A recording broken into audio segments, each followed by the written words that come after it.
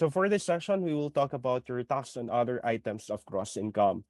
So we said or we classified that your gross income is composed of major classifications. So those major classifications are your gains or dealings.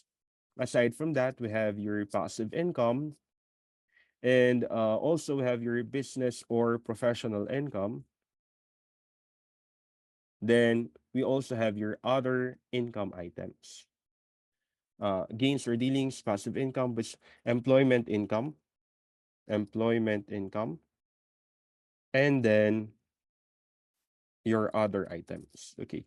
So since the majority of the items are kind of bulky to discuss, let's start first our discussion for income taxation for the tax on other items of gross income. So let's start. So we discussed your inclusions on gross income in the previous session, and that is these items. It is composed of these items. First, your compensation income. Your gross income derived from the conduct of trade or business. We said this is your business or professional income. We have your gains derived from dealings in properties. This is known as your gains and dealings, gains or dealings. We have your interest, part of your passive income, final tax. Then we have rents, royalties, again, an item of passive income, final tax. Dividends, passive income, final tax. Annuities, prizes and winnings is part of your passive income, final tax. Pensions, part of your employment income or compensation income. And partners' distributive share from the net income of the GPP is part of your other income. So your other income are 11, number 8, number 5. So those are your other items or other income. Take note for number 11, what is included only as part of your total gross income is your distributive share from GPP. Distributive share, GPP. Therefore, if that is distributive share from business partnership, it is not included. Why? For business partnership, it is subject to final tax as dividends. Distributive share, this will be part of your total gross income. So let's start first with the first item. We have your rental income or your rents. So for rental income, generally, these are your income received out of your renting or leasing. So what is your total rental income? Your total rental income is equal to your collections plus any advanced rentals plus obligations assumed by the lessee plus leasehold improvements. There is no problem as to advanced rentals plus obligations assumed by the lessee because that can be easily known pursuant to your problem. But the leasehold improvement is kind of different on your rental income. Why? Because for leasehold improvement, there are two methods to report the amount of income. First, we have your outright method. Then we have your spread out method. So what is the difference between an outright method or spread out method? In outright method, the full fair market value of the improvement will be part of your gross income. But at the same time, the depreciation will be claimed as a deduction to gross income. Under spread out method, whatever is the remaining value at the end of the life of the improvement or of the lease, the remaining value of the improvement at the end of the life of the lease will be spread out over the lease term. Okay? Over the lease term. The outright method actually was only included by the old revenue regulations. So up to now, there was no mention of an outright method. But since it is not really superseded by anything, therefore, we can say that the outright method still is applicable. But there can also be an spread out method. However, there are certain criticisms on your outright method, because why will you outrightly recognize the whole fair market value? It would have been better if ever what has been recognized only is the remaining value. It would have been better again if ever what is to be included as part of your gross income is only the remaining value. Sir, what is that remaining value? Normally, for income, no, for financial accounting, we call this one the depreciated value. We call this one your depreciated value. So, either outright or spread out. Outright, buo, magkakaroon ka ng income, pero there is a deduction, which is a depreciation. For spread out, yung depreciated value, spread out siya. Okay. So, outright and then spread out method. So, as to the amount of income, here, full, under spread out method, the depreciated value or the remaining value over the list term. Next, as to expense as a deduction. Outright, there can be an expense known as a depreciation over the list term only. And then for uh, spread out method, there is no depreciation. Okay? There is no depreciation. Let's have an example. Naruto leases its lot to Sasuke for a term of 3 years with an annual rental of 50,000 pesos. So this is the rental income. As of January of the first year, Sasuke completed the construction of an improvement on the lot with a value of 1.5 million with an estimated life of 5 years. The leasehold contract stipulates that the improvement will belong to Naruto after the term of the lease. So in short, after the term, Naruto will gain control over the improvement. So compute the annual rental income for 3 years using spread out and outright method. Okay. So first, under your spread out method.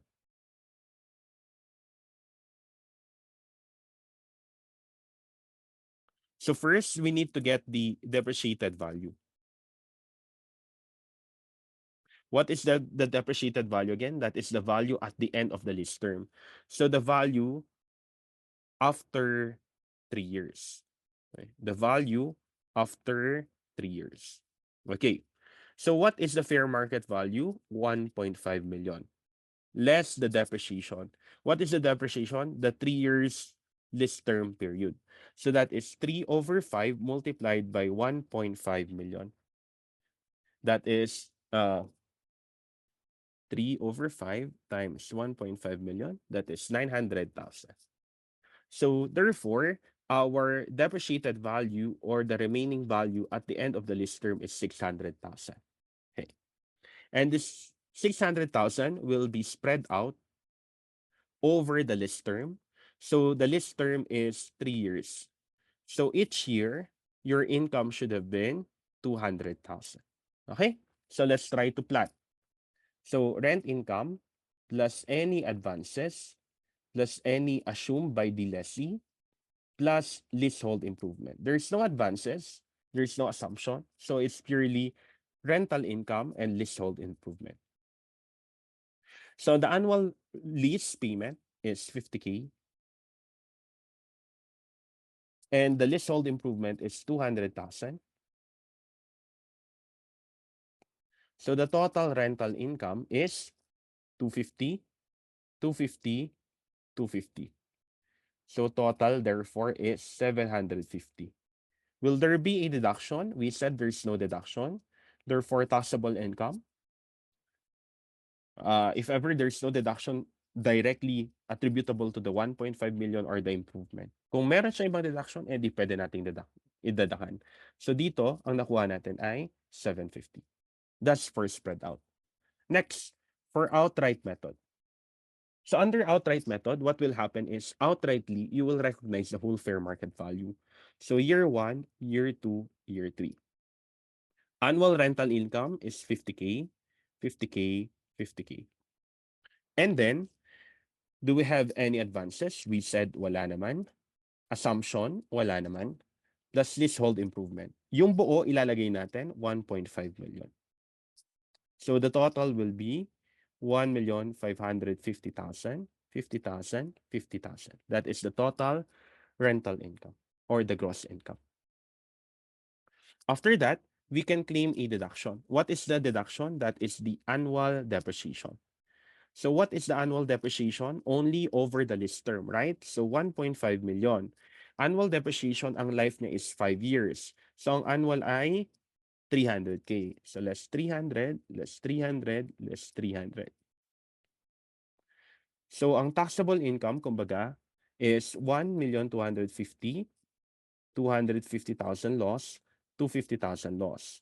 So the net is still 750,000. So it's still the same, 750,000. However, there's a difference as to the reporting. The main problem under your outright method is that it it is not in consonance with your ability to pay. You are already taxed for something that you did not yet really realize the benefit. At the same time, it doesn't follow the benefit received theory too. So, kaya nga sabi ko sa inyo kanina, yung outright method, matagal na siya sa regulation natin. Yun nga lang, hanggang ngayon, hindi natin alam kung superseded ba siya. So if ever, it would have been better if ever you will report it using spread out method. So there's a difference as to the accounting or the taxation of the leasehold improvement. Spread out method, you will spread the depreciated value or the remaining value over the lease term. While for outright, you will now recognize in full the amount of the leasehold improvement. At the same time, you will now get a deduction or the annual depreciation over the lease term. Okay, so annual depreciation niya is 300. You deduct over the lease term 300,000 each. Thus for spread out and outright method. Next, we have your annuities. So for annuities, these are installment payments received for life insurance sold by insurance company. So if ever the there's now an installment payment given to the insurance company. Normally, the insurance company is known as the insurer, while the installment payments come from the insured. So yung nare-receive daw ni insurance company is considered an annuity. So yun na yung amount na yun. It is part of the gross income. So whatever are the payments you provide to the insurance company as insured is part of the gross income of the insurance company, and that gross income is subject to regular income tax. Another, there is a contract with insurance company that promises the owner to be paid of a regular income or payment. Ito na yung sinasabi natin kanina, yung amounts received over the premiums paid. So, this is the insurance company again, the insurer. And the insurer will pay certain amounts to the owner or the insured. This is the exception to the life, wherein the amounts received over the premiums paid will be subject to tax, part of RIT. So you try to relate the second one in the concept of return of capital. Okay? So there is no return on capital on infinite value items. Last, partners distributive share. So for partners distributive share, for purposes of taxation, we classify the partnership either as GPP, General Professional Partnership, or a General Partnership in Trade or General Co-Partnership. So a GPP, we said the partnership itself is exempt, but the share of the partner is added to the gross income of the partner, and this share is subject to CWT. While for others, it is treated as a corporation and it is subject to final tax as dividends. Okay? Subject to final tax and dividends, yung share naman ni partner. Sir, anong ibig sabihin natin pag share? Okay? Anong ibig sabihin natin pag share? Gross income. Okay? Pag share, ang ibig sabihin natin dyan ay gross income from operations. So in short, you only include the share from gross income from operations. Okay? Only include the gross income from operations. Okay. So again, GPP. The partnership itself or yung GPP mismo, exempt, yung partner's share, isasama mo sa gross income niya and subject to CWT. Sir, anong CWT niya? Pag less than or equal to 720, yung share, 10%. Pag more than 720, 15%. So, halimbawa, 2 million, tapos ang hatian nila 70-30. So, 1.4 sa isa, tapos 600 sa isa.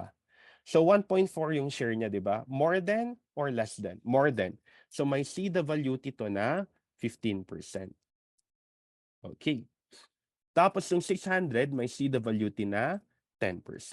So, 60K dito, 1.4 times 15% is 210,000. 210 naman dito. Tapos itong 1.4 and 600, ilalagay nyo sa separate income niya. So, isasama mo pa yan. Okay. And then you will just claim the CWT. Again, the CWT depends as to the share. If less than or equal to 720, 10. More than 15. How about for business partnership? For business partnership, sabi natin kanina, it will be treated as a corporation. And a corporation is subject to a corporate tax rate proportionate of 25%. However, if ever you are an SME, you can be subjected to 20%. Kailan uli siya SME, yung corporation? Kailan uli siya masasabing maliit na korporasyon? Pagka yung asset niya, pag hindi lumagpas ng 100 million.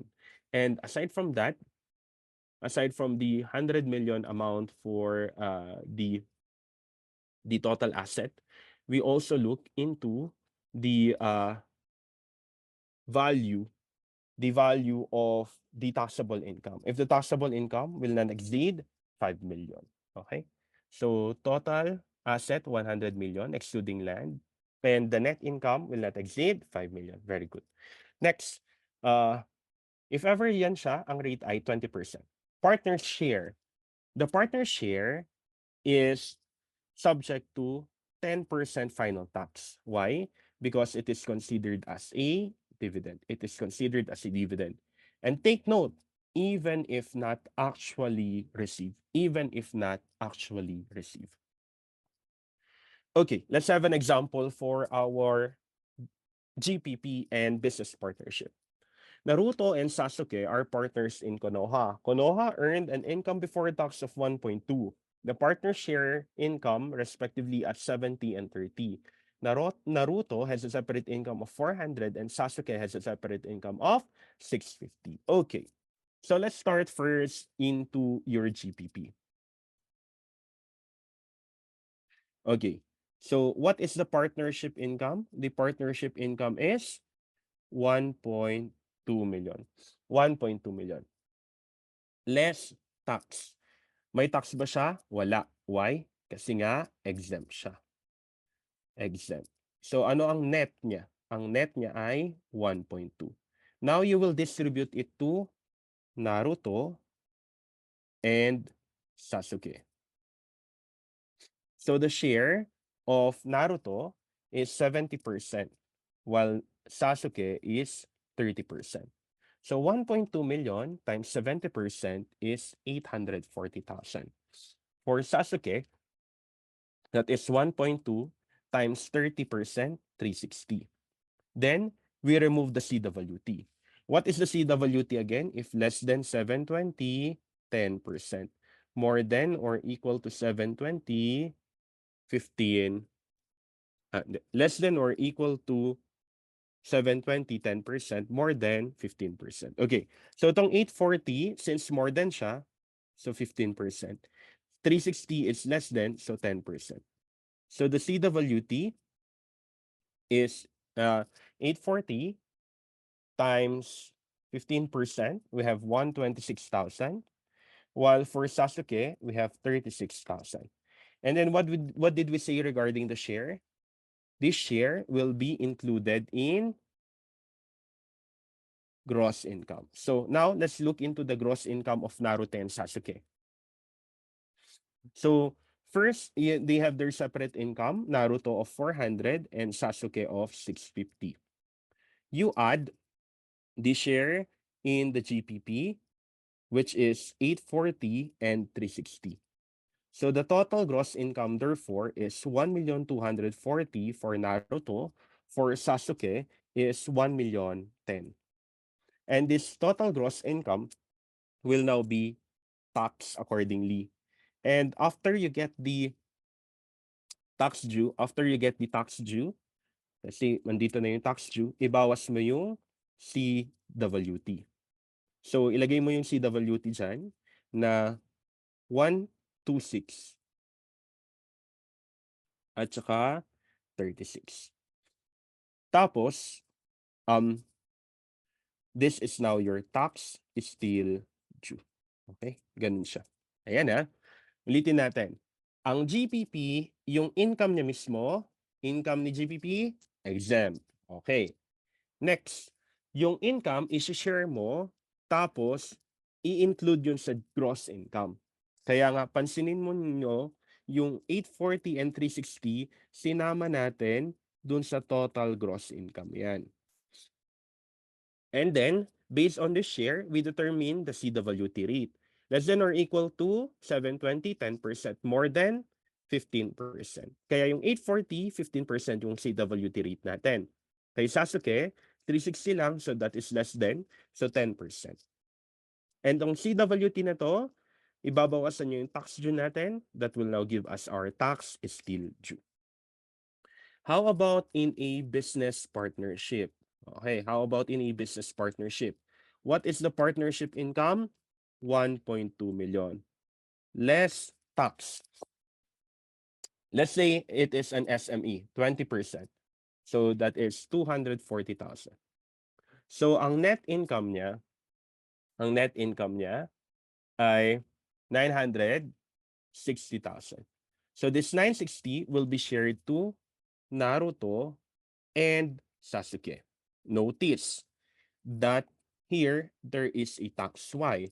Because again, it is taxable as a corporation. Sir, bakit 20 yung ginamit mong rate? Kasi 1.2 lang naman yan. Let's just assume that really it is an SME. Yung assets niya hindi rin lumagpas ng 100 million excluding land. Okay, so we have here Naruto and Sasuke. Let's now share 70 and 30. So first, ang share ni Naruto, 960,000 times 70% is 672K. 960,000 times 30% kay Sasuke, 288,000.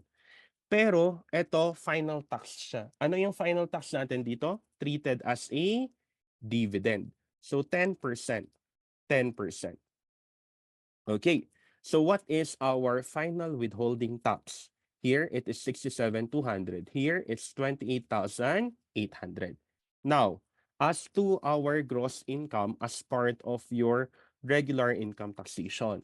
So they have a separate income, right? 400 and 650 for Naruto and Sasuke. Plus share in the partnership. Ang lalagay natin dyan ay 0. Sir, why 0? Kasi nga, na-subject na siya ng final tax. Okay ha? Walang ilalagay sa share sa partnership kasi nga, na-subject na siya ng final tax. So, magkano ang total gross income niya lang? 400 and 650. Tapos, kung may deductions, tapos tax due, and then, may CWT ba siya? Wala rin. Okay, wala rin. So, ingatan nyo tong dalawang to. Lagay dyan, no more inclusion on the share. Why? Because it is subject to final tax. Ayan ha, final tax siya dito. Ayan, final tax siya. Kaya walang share and walang CWT na nandyan. Pero pansinin nyo dun sa GPP, meron siyang CWT, isasama mo siya sa gross income, And then, pag kinuha mo yung tax seal due, huwag mong kalimutan, i-deduct yung CWT para makuha ang yung tax seal due. So tax due less CWT, that is your tax still due. Okay, let's wrap up our other items of gross income. Other items of gross income. So there are only 3 items here. What are those 3 items again? First, we have your rental income. We have your annuities. And then we also have, lastly, your share in the GPP. Okay. So first, for rental income. So it is equal to your collections normally for the annual income plus any advances plus any assumption plus any leasehold improvement. Now, for leasehold improvement, there are 2 ways: outright and spread out. Again, under outright, you recognize in full, there is a deduction. Spread out the remaining value or depreciated value over the lease term. There is no deduction. Annuities. First annuity received by insurer. Second annuity, if ever there is an excess over the premiums paid. Share in the GPP. O, wag lang GPP pala to. So, GPP, tapos titignan din natin si business partnership. So first, on the partnership itself, GPP is exempt. Business partnership is taxable. As a corporation, either 20% or 25%. Next, as to the share of the partner. For GPP, it is subject to CWT, 10% or 15% added on your gross income. CWT will decrease your total tax due. Okay? Will decrease your tax due. How about for a business partnership? The share of the partner is subject to final withholding tax, tax on dividends, that is equal to 10%. You will not add it on your gross income and no effect on the tax due. Okay, that's it for the taxation of other items of gross income.